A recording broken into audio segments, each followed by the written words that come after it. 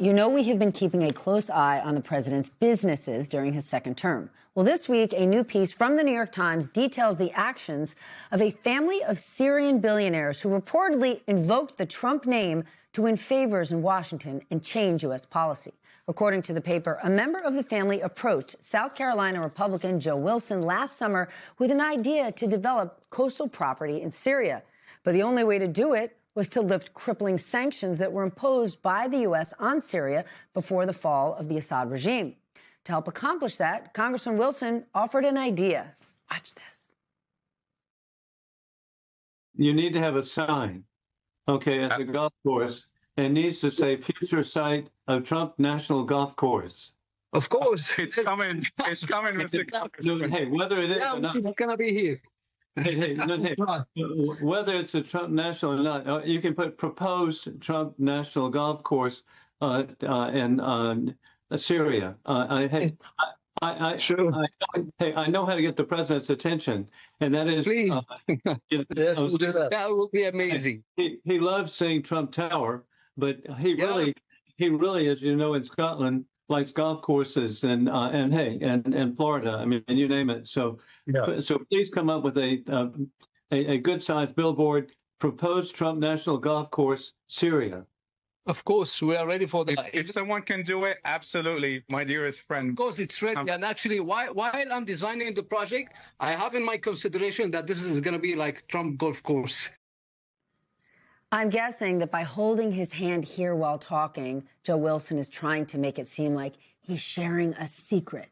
We should note that the White House and the Trump Organization both say they were not aware of the proposal. The Trump Organization said that no discussions were underway, and White House officials rejected any suggestion that the Trump family-related real estate discussions had any impact on the president's foreign policy choices regarding Syria. Still, it leaves us asking the question, is the White House for sale? I want to bring in New York Times investigative reporter, one of the absolute best, Eric Lipton. He's the author of this piece. Eric, I'm so glad you are joining us tonight. Walk us through this reporting.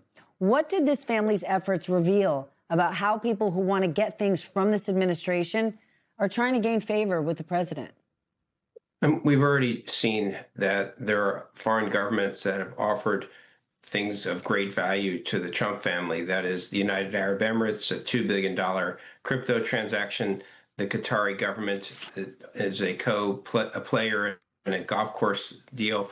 The Saudi government is part of a real estate deal involving the Trump family. But what we're seeing now as well is that not only are there kind of governments that are doing things to reach out to the Trump family, but there are people who want to try to influence U.S. foreign policy. And one way to do it is to propose a deal with the Trump family. So in this case, we have a proposed Trump golf course in Syria, and the brother of Mohammed al-Kayat, who was there in that video clip, the brother of Mohammed is actually doing a real deal with Jared Kushner and Ivanka Trump in Albania to co-finance a $3 billion real estate project. So at the same time as they're seeking the repeal of sanctions in Syria, they are doing deals with the Trump family. And this is important because this family has $12 billion worth of reconstruction projects in Syria. And unless the sanctions are lifted, they're going to have a hard time financing it. So they're trying to influence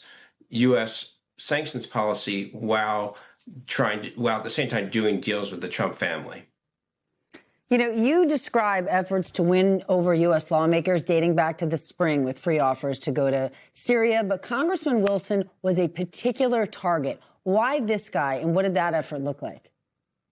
Well, Joe Wilson has been an advocate for Syria for many years and has been, quite concerned and, abhorrent at the massacre by Assad and his henchmen in Syria. And so he has been quite an advocate for overturning Assad's reign, and he wants to see economic development there. But he also realizes that that by aligning with Trump and by showing other Republicans in Congress that this group of investors is aligned with Trump and financially perhaps partnered with him, that could help get the sanctions repealed. There's not really a question that it was the right thing to do to repeal the sanctions. Assad is gone. the United States should be allowing investment there. The question is whether or not people who had a financial interest in repealing these sanctions were talking about doing deals with the Trump family and influencing foreign policy, as part of it, of their desire to see this change in U.S. policy. And so it just is a weird world where, in order to get something done in Washington now, you often have to kind of bring up some benefit for the Trump family. It's similar to what is happening in Ukraine now. Some of my colleagues report it, where they're talking about maybe naming a region of Ukraine the Donny Land after Donald Trump. That's a way to incentivize Trump to continue to express an interest in Ukraine's fate and the Donbass. So it's just a weird world where you really have to make a personal financial appeal or even a named appeal to the president in order to continue to engage him. Okay, but that's the thing. So, even if the president and the White House had no knowledge of this specific proposal, how about exactly what you just laid out? Because from my own reporting, different CEOs who have gone to Secretary Bessent or Howard Lutnick when they're looking for tariff exemptions, the answer is always, well, what can you offer the president? What does it say that this is where we are? Even the suggestion that it could work.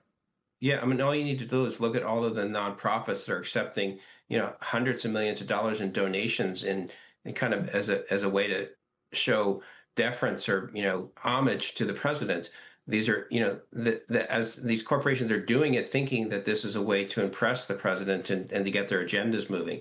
What does it say? It says that there is this very historically unprecedented mixing of the personal financial interest of the family of the president and U.S. domestic and foreign policy. It's just something we've never seen before in modern and really in American history, the blurring of the lines, having his family so deeply involved in international commerce and with foreign government transactions at the same time as dad is in the White House, in charge of, as the most powerful person in the world. Then what needs to be done to change this? Because in Trump's first term, when he did a fraction of this, Democrats said, let's vote him out of office. And when we do, we're going to make sure this never, ever happens. Well, they did vote him out of office. And during that period of time, Democrats didn't change any of the rules. And now Trump has supercharged this behavior with no end in sight.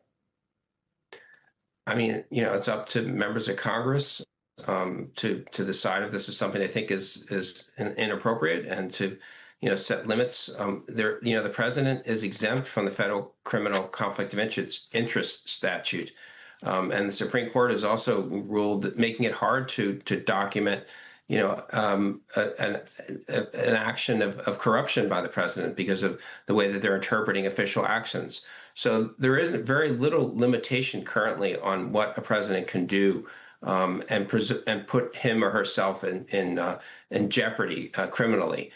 So, it really is up to the American public and Congress to decide if this is a norm that they want to embrace moving forward.